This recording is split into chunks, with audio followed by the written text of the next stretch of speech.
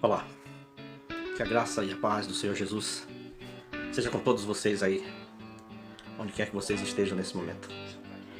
Eu quero então compartilhar com vocês agora uma reflexão sobre sobre nós sermos objeto de uma promessa, de uma profecia de Deus.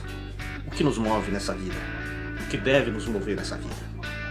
Em meio a tantas lutas, dificuldades que enfrentamos, lutas de toda ordem, devemos pensar que Deus, ele tem um propósito grande. Muitas vezes nós temos ouvido, você já deve ter ouvido muitas vezes, Deus tem um plano em sua vida, Deus tem um projeto em sua vida, Deus tem bênção para sua vida, enfim.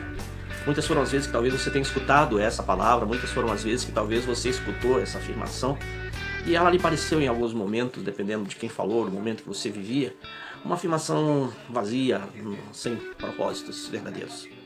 No entanto, se você é uma pessoa que caminha com Jesus, você tem a sua vida nas mãos desse Deus, você deve dar força, você deve fortalecer essa certeza dentro do seu coração. Eu me lembro de um personagem muito importante da Bíblia, um personagem que, enfim, teve marcado a sua história na Bíblia. Esse personagem foi José. Um dia, ele teve um sonho, ele teve uma visão de Deus e a respeito do seu futuro, E ele compartilhou essa visão com os seus mais chegados, ou seja, com a sua família. E a história, você sabe, o que resultou aquilo lá.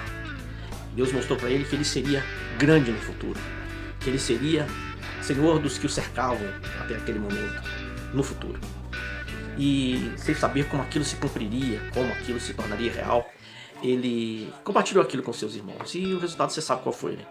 A inveja, a repulsa, a indignação por uma atitude que naquele momento parecia intransigente, parecia arrogante, parecia presunçosa. Eles desprezaram José. E segundo que a história mostra, você sabe bem, não vou aqui discorrer toda a história de José, mas ele foi jogado num poço. Primeiro tiveram a ideia de matá-lo, né? Mas aí disseram, Rubem, mas já disse, não, vamos matar nosso irmão, vamos derramar o nosso sangue, não vamos fazer isso. Jogaram ele num buraco ali na intenção que até acontecesse, que ele morresse, mas que ele não tivesse diretamente uma atuação no episódio. E o que aconteceu? Os ismaelitas o encontraram e os ismaelitas primos, né? Porque os ismaelitas eram irmãos, né, digamos assim, eram filhos de Abraão também, descendentes de Abraão também, portanto primos. Os ismaelitas o venderam, né, como escravo. E como escravo ele permaneceu 10 anos no Egito. Como se já não bastasse, depois de 10 anos no Egito como escravo, ele foi acusado de um crime que ele não cometeu e ali ele ficou 3 anos aprisionado. E aí vem aquela ideia, como que essa promessa que eu ouvi lá atrás sobre o que Deus faria comigo vai se cumprir diante do quadro do momento que eu estou vivendo, né? Como se já não bastasse, anos se passaram, redundando então cerca de 20 anos. 20 anos passaram. 20 anos, e ele foi elevado como governador do Egito. Aos 30 anos ele era governador do Egito.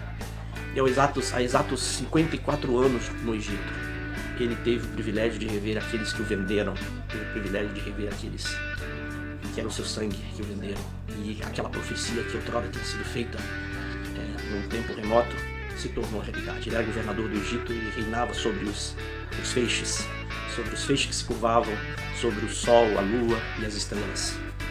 Aquela profecia gloriosa se cumpriu. Eu me lembro, paralelamente, da promessa que Paulo lembrou a Timóteo, né? Ele disse, Timóteo, tu és objeto de uma palavra, de uma profecia que foi feita. Então, assume isso e vai na direção para que tu foi chamado. E eu quero que você pense, meu irmão, minha amiga, meu amigo, nessa palavra, nessa reflexão, como no momento que você está vivendo aí. Eu não sei qual é a sua dificuldade, qual a luta que você está enfrentando, mas o pior que ela seja, por mais difícil que ela possa parecer, Deus, ele é contigo, ele fez uma promessa para você. Essa promessa, ela vai muito mais além daquilo que você possa imaginar, muito mais além daquilo que você possa mensurar, tá certo? Alimente essa certeza dia após dia no seu coração, estando mais perto de Jesus, mais santo, mais justo, mais fiel a Jesus, porque assim ele quer nos encontrar. Que o Senhor Deus abençoe essa palavra no nosso coração.